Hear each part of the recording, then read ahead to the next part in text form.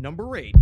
LA's deserted underground tunnels. It's probably safe to assume that not many people spend much time thinking about subterranean infrastructure. In fact, many towns and small cities operate mainly above ground. But in some places, entire networks of tunnels were built to keep things running smoothly or secretively. And just like any other type of building, many have been abandoned over the years. In many cases, these labyrinths functioned as a space-saving mechanism in crowded cities that lack space on ground level. In the 1920s, the city of Los Angeles built a subway system that serviced hundreds of trolley cars daily, even as competition from the automobile became an ever-present looming threat. Ridership peaked during World War II, but the city's 5 subway lines were all retired by 1955 and replaced with a street-level bus system. Parts of the abandoned tunnels were filled in, but most of them still sit unused beneath the LA streets. They represent just a portion of the city's dark, dirty, and forgotten underground passageways, including 11 miles of service tunnels that house several basement speakeasies during the Prohibition era.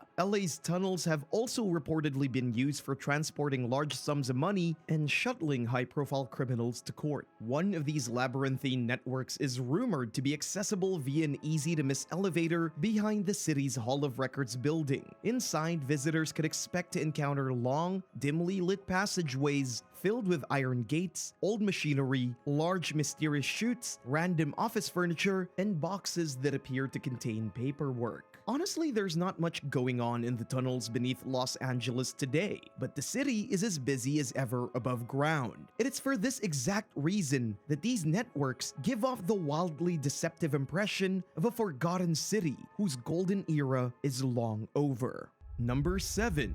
Trenton Psychiatric Hospital.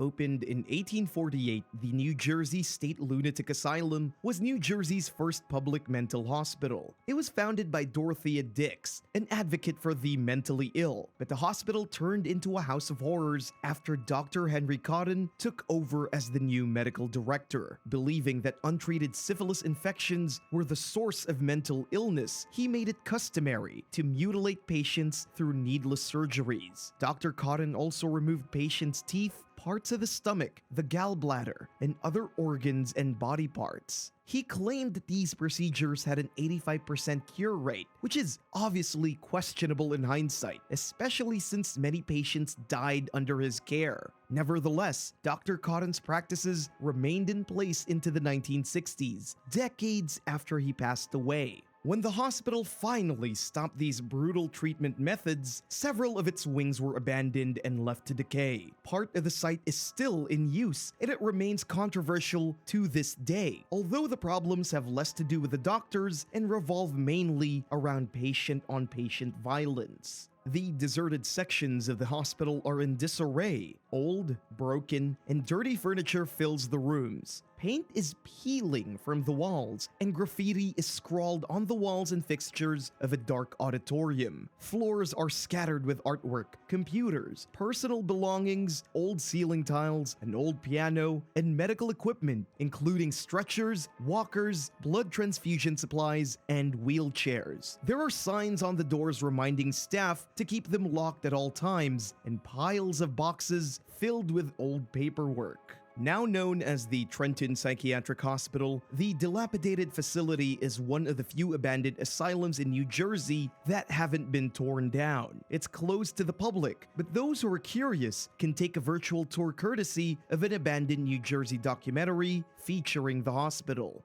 Number 6. Muslimovo. The 1986 nuclear accident at the Chernobyl power plant went down in history as the world's worst nuclear disaster. It's so famous that its popularity overshadows another major nuclear incident that happened in Siberia 29 years earlier. During the 1950s, one of Russia's biggest dumping grounds for radioactive materials could be found along the banks of the Tawarga River in the Ural Mountains. Between 1949 and 1956, the Mayak nuclear complex dumped billions of cubic feet of waste into the river. Then in 1957, a load of highly toxic waste exploded at Mayak, releasing copious amounts of radioactivity into the air. The Soviet government government kept the incident quiet, which was pretty easy to do since the remote facility was kept secret from the public. As many as 270,000 people were affected, but the authorities didn't bother to tell most of them. Some residents were moved right away, while others were simply left to carry on with their lives as usual. It wasn't until the collapse of the Soviet Union during the 1990s that the gravity of the disaster became widely known. In 2009, more than 50 years after the accident, residents of the hardest-hit village, Muslimova, were given the choice to either relocate or receive a $30,000 payout. But many who chose the payout never received it, while others were swindled by crooked real estate agents. Villagers who opted to relocate were moved just a mile down the road. Their new village, Novo Muslimovo, is well within the contamination zone. Most of the homes in the old village were destroyed, while others were disassembled and moved to the new village. But some buildings remain, including an abandoned school. In fact, not everyone has left Muslimovo. A handful of residents, mostly belonging to the Tatar ethnic group, are stuck living in what's left of the community because they allegedly lack the proper documents to qualify for help with relocating. The nuclear plant still operates today, and many believe that it continues to dump hazardous waste into the river. Residents of both the new and old Muslimovo are plagued by health problems from the radiation. When Radio Free Europe journalists visited the area and snapped photos, they were confronted by the police. It seems as though the government remains intent on keeping the far-reaching effects of the disaster as quiet as possible. Number 5. River Country Water Park. As many as 30 million guests visit Walt Disney theme parks each year. With the exception of a months-long closure amid the onset of the COVID-19 pandemic, these amusement parks are almost never empty. So it's hard to imagine what they would look like in a post-apocalyptic world. But if you've visited the Contemporary Resort or ridden the Space Mountain roller coaster at Walt Disney World in Orlando, perhaps you caught a glimpse of a nearby abandoned and overgrown water park. River Country was Disney's first water park. It opened in 1976 and was in business for 25 years before shuttering its doors in 2001. The park closed simply because it was losing business to Disney's newer water parks and evidently wasn't worth keeping open.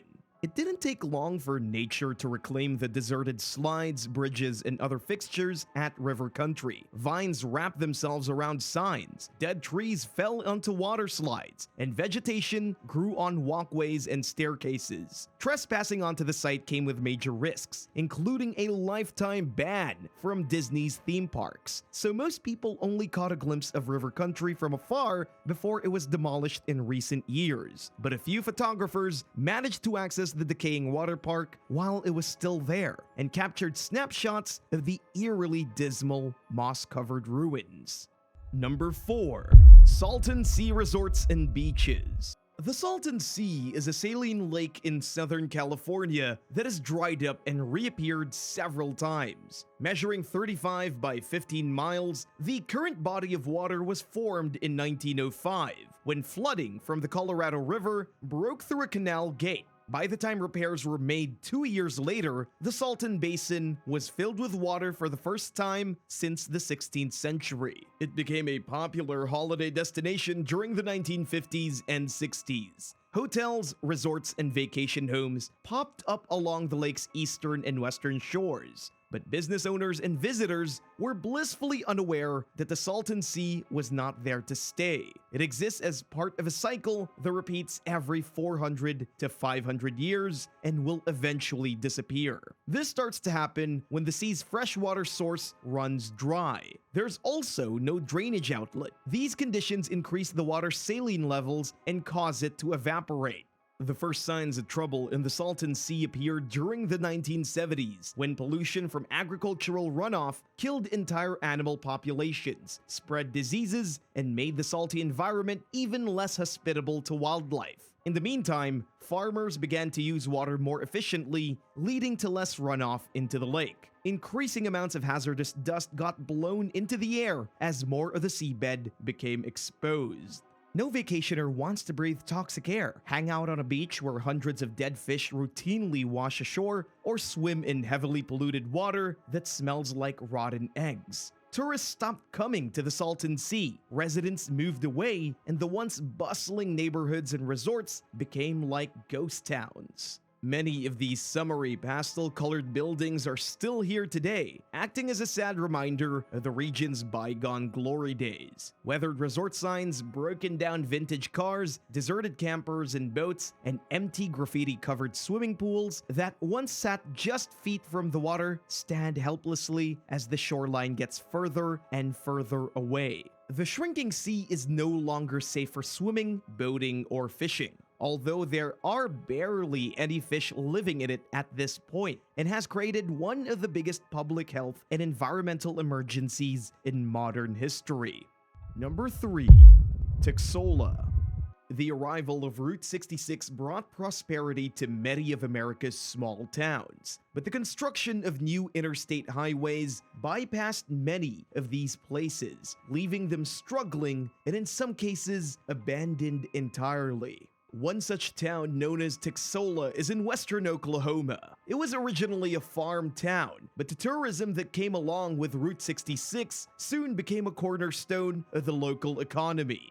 During its heyday, Texola's population peaked at nearly 600 residents, but the catastrophic Dust Bowl period during the 1930s and the arrival of the nearby I-40 in the early 1970s drove people to move elsewhere in search of better prospects. By 1980, the population fell to 100, and today there are now only a few dozen residents still living there. While it hasn't quite achieved ghost town status, Texola certainly resembles a ghost town. It's filled with abandoned historic buildings, including an old gas station, a one-cell jail with a vintage truck parked outside, and numerous homes, bars, and restaurants that stand eerily empty. The town is also home to the Tumbleweed Grill and Country Store. It's the oldest operating restaurant along Route 66. Texola is just one of many similar towns that the historic road passes through. Some say that driving Route 66 is like stepping back in time, while others compare it to a post-apocalyptic wasteland. There are even sections of the road that are unpaved, including the infamous Jericho Gap in Texas, where travelers were known to get their vehicles stuck in the mud.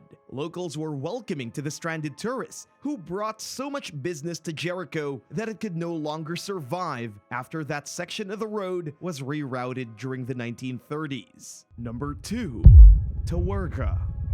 Violence often forces residents to flee their own town or city and complicates their ability to return. This is what happened to the 48,000 inhabitants of Tawarga, Libya, who were displaced by civil war in 2012. They were uprooted by militias who took control of the city and proceeded to destroy it in an apparent attempt to stop anyone from coming back. In the wake of an uprising civil war that saw the ousting of Libyan dictator Muammar Gaddafi, the rebel forces accused Tawarga's residents of supporting the disgraced former leader. A peace charter was signed in 2018, finally allowing residents to return to the city, or what's left of it rather. With no electricity, running water, or telecommunications, and extremely limited education and medical care, Tawarga's infrastructure was devastated. Many, if not most of its utility plants, hospitals, schools, homes, shops, and administrative buildings were destroyed. In addition to the physical damage, many residents chose not to return out of fear. They dismissed the peace treaty as Muslim Brotherhood propaganda and worried that they would be attacked if they went back to Tawarga. As of mid-2021, less than 7,000 people had returned to Tawarga. That number is suspected to be increasing, but the city reportedly remains mostly uninhabitable and empty. Number 1. Ember. Located in a remote part of England's Salisbury Plain, the small isolated village of Ember dates back to pre-Roman times. From the beginning, the community was somewhat separated from the outside world. Many of its residents were farmers, and the nearest market town was several miles away. The population peaked at 440 during the 1850s. Britain's Ministry of Defense began slowly buying up the village during the 1890s. In 1943, the government evicted the remaining 150 residents so it could use the property for military training exercises. They were given just 47 days to leave, but most people complied because they saw it as their duty to help the war effort, and because they were told that they could return within 6 months. But even after the conflict ended, villagers were banned from returning to Ember. Many homes were destroyed, but several crumbling buildings remain, including a pub, a schoolhouse, and a deserted military village. The Ministry of Defense still uses the land for army training, but the ghost village is open to the public for 50 days every year. And the St. Giles Church is occasionally open for services. It's the only remaining intact building thanks to the church's Conservation Trust, a non-profit dedicated to preserving England's historic churches. An extensive restoration effort and regular maintenance have left it looking strangely out of place against the backdrop of visibly decrepit structures that fill the rest of Ember. Thanks for watching. If you'd like to learn about more apocalyptic places, let us know in the comments below, and be sure to subscribe. See you next time.